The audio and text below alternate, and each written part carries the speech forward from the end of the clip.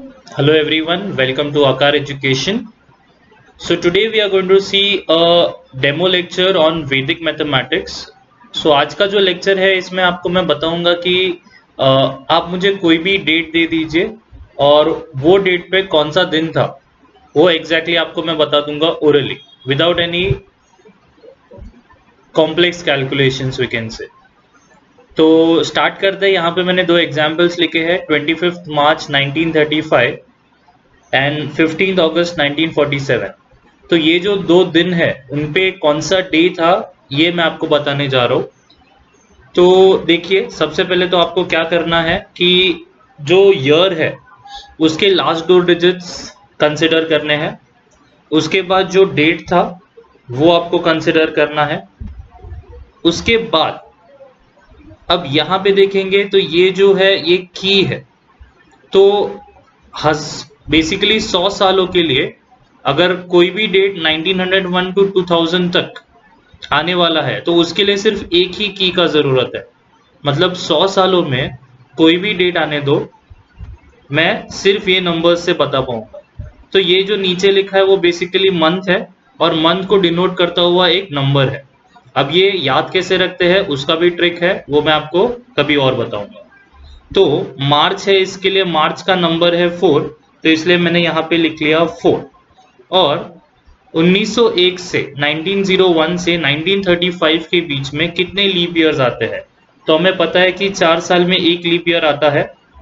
तो 4, 8, 12, 16, 20, 24, 28, 32 basically 8 leap years आए हैं। तो यहाँ पे लिख लिया 8। अब ये सबको ऐड कर देंगे तो 35 प्लस 25 होता है 60, 60 प्लस 4 64 और 8 72।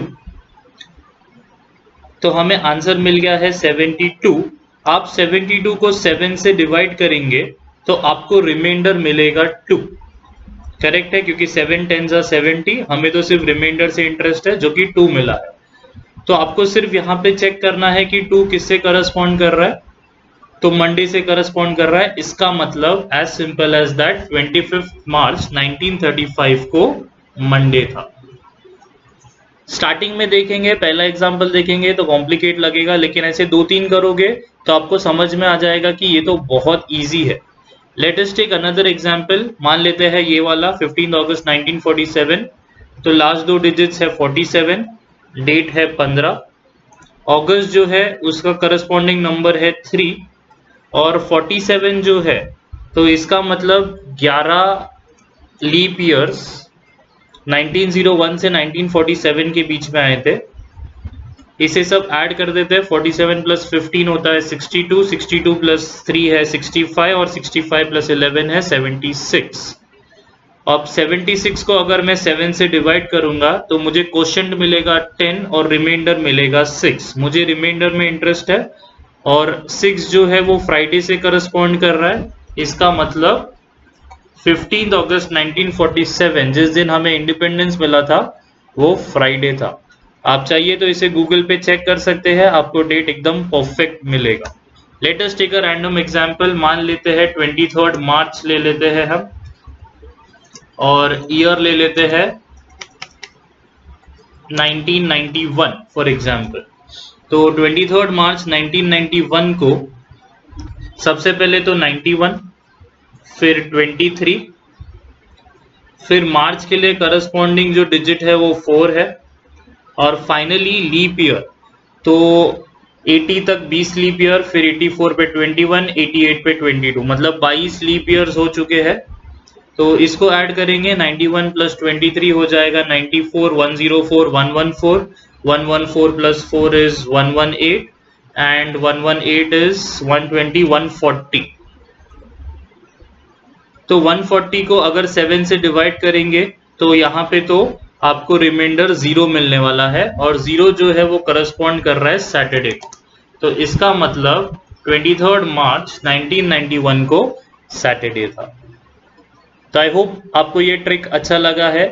ये ट्रिक यूज करके आप 1901 से लेके 2000 तक कोई भी डेट रहने दो उसका आप डे निकाल सकते हैं। आपको सिर्फ और सिर्फ ये की याद रखना है जो जनवरी से दिसंबर को एक नंबर से रिप्रेजेंट करता है। उसके अलावा ये ट्रिक तो बहुत सिंपल है, 1 संडे 2 मंडे 3 ट्यूसडे, ये तो लाइन में ही है, तो ये तो कुछ याद रखने का जरूरत है नहीं। बाकी तो बेसिक एडिशन करना है। So see basically this is advantage of Vedic mathematics. अब ये जो क्वेश्चंस है वो काफी सारे कॉम्पिटिटिव एग्जाम्स में आते हैं, जहाँ पे आपको एक डेट दिया रहता है और आपको पूछा जाता है कि उसका डे बताना है। तो उसे करना नॉर्मल तरीके से तो बहुत मुश्किल हो जाएगा, बट ये तरीके से आप देख रहे हैं कि हार्डली कुछ सेकेंड्स में, अगर आपका एडिशन स्ट्रांग है तो कुछ सेकेंड्स में आंसर आ जाएगा। So I hope you have like this short demo of calendar date tricks on Vedic mathematics.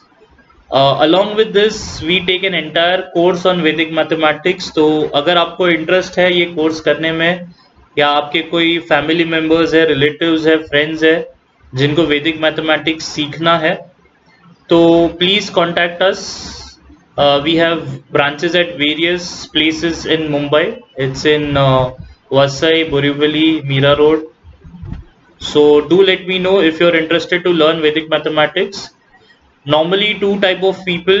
One, school students prefer to do Vedic mathematics. Secondly, the students who are appearing for competitive exams, it is very much suitable for them also.